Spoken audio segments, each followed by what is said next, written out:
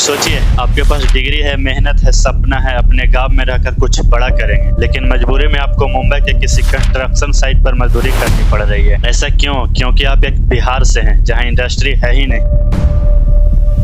तो नमस्कार दोस्तों, आज हम इस वीडियो में बात करेंगे बिहार में इंडस्ट्री के बारे में। आज हम बात करेंगे कि सच्चाई को जिस सब जानते हैं लेकिन कोई खुलकर बोलता नहीं।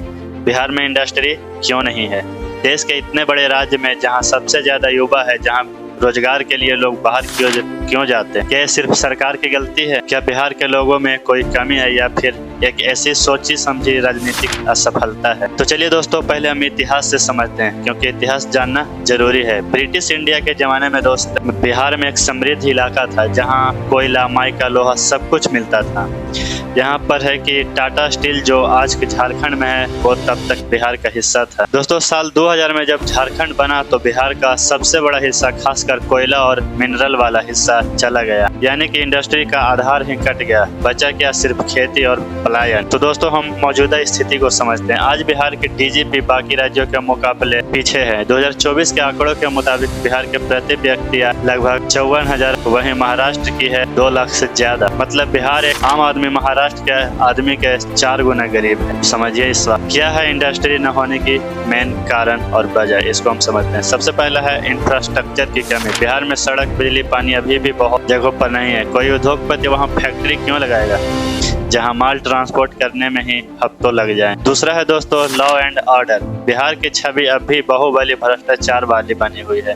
निवेशक वहां नहीं जाते हैं जहां कानून का डर हो। और तीसरा है दोस्तों भूमि अधिग्रहण की दिक्कत। जमीन तो है लेकिन दस्तावेजी प्रक्रिया इतनी जटिल है कि उद्योगपति डर जाते हैं। चलिए हम चौथा में बात करते हैं, सरकारी सिस्टम और भ्रष्टाचार। बिहार में फाइलें महीनों तक घूमती रहती है दोस्तों। बिजली कनेक्शन लेने में ही 6 महीने लग जाते हैं। और पांचवा है पलायन की संस्कृति बन गई है। हर गांव से दिल्ली, पंजाब, गुजरात में कोई न कोई गया ही हुआ रहता है।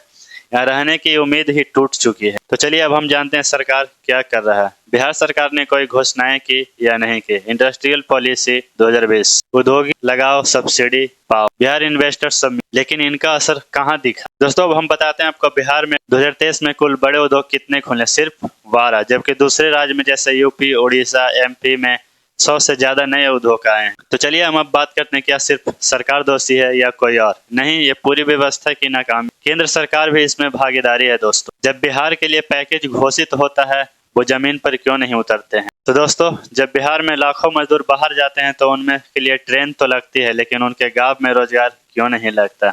और मोदी बोलते हैं कि हम बिहार के युवाओं को ट्रेन दे रहे हैं, तो इंडस्ट्री क्यों नहीं दे रहे हैं आप? इंडस्ट्री नहीं तो क्या?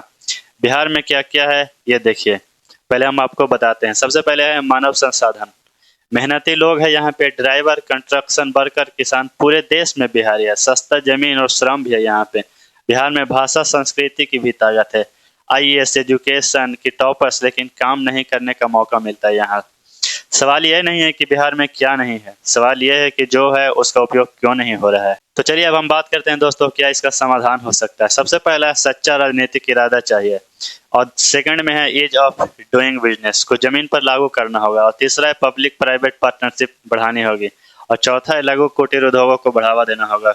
और पांचवा है दोस्तों ट्रेनिंग और स्किल डेवलपमेंट पर भारी निवेश चाहिए। ये कुछ है जिससे बिहार को सुधारा जा सकता है इंडस्ट्रियल एरिया में। और चलिए सबसे लास्ट में आपको बात करते हैं, जनता का आवाज क्या होना चाहिए बिहार में। बिहार का हर युवा यही पूछ रहा है कि हमें हमेशा प्लान करना ही रहेगा, क्या हमारे गांव में कभी कारखाना खुलेगा या नहीं खुलेगा? आपका जवाब क्या है? कमेंट में जरूर बताइएगा। अगर आप भी मानते हैं कि बिहार को बदलना चाहिए और इसका बदलाव चाहिए तो इस वीडियो को पूरा शेयर कीजिए, ताकि आने वाला वक्त कहे अब बिहार बदल चुका। मिलते हैं अगले वीडियो में, तब तक के लिए जय हिंद, जय बिहार।